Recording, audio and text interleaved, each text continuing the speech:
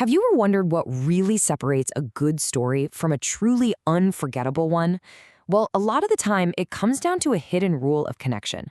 Today, we're going to unlock a pretty powerful screenwriting technique that shows how certain scenes are secretly linked together to create this massive emotional impact. So let's dive right in with a really fundamental question. You've got a screenplay, maybe 120 scenes long. Does every single one of those scenes carry the same weight? The answer is absolutely not.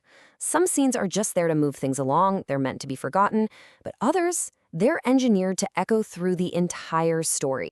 You see, a great screenplay is so much more than just a list of events happening one after the other.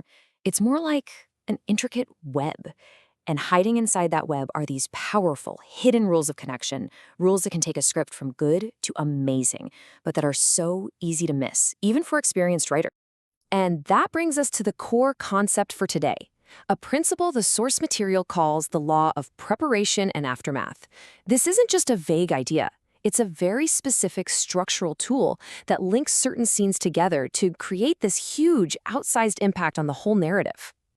Now, this idea isn't about every single scene. Not at all. It's about specific, incredibly powerful pairs.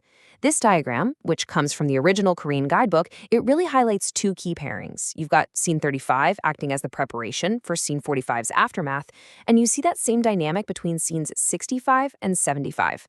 It's all about the setup and the payoff. Okay, so how does this actually work in practice? Let's break down that first pair of linked scenes. This is where the whole technique gets incredibly subtle, almost like the story is whispering something to the audience. Scene 35 has a very special job to do. It happens right after the first act, and the guidebook describes it as incredibly delicate. It doesn't shout at you, it whispers. It's all about planting this tiny little seed, just hinting at where the story is going and creating this subconscious link to an event that won't even happen for another 10 scenes. To make this feel real, the source gives us this fantastic example. So just picture this. In scene 35, our main character is walking up a really long hill. They accidentally drop a bag of apples, and we just watch as these apples roll and roll, seemingly forever, down this huge slope. It feels like a minor detail, right? Maybe just a bit of visual flair. But it's not. Because then, bam, 10 scenes later, in scene 45, we find out that someone the main character loves is critically ill. And all of a sudden, that image of the apples rolling endlessly, it just snaps into focus. It wasn't random at all. It was the visual preparation, a symbol of a situation spiraling completely out of control for this devastating emotional aftermath. All right, now let's look at that second pair, scenes 65 and 75. Because if that first link was a quiet whisper, this one is designed to be a loud bang.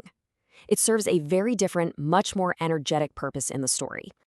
And the contrast between these two pairs is really the key. That first link, the one before the story's midpoint, is all about being subtle, about setting an emotional tone. But this second link, which happens after the midpoint, is described as rough and dynamic. Its job is to slam on the gas pedal and accelerate the plot, pushing the story forward with real force. So why is all this so important? I mean, why should a writer go to all the trouble of mastering this hidden structure?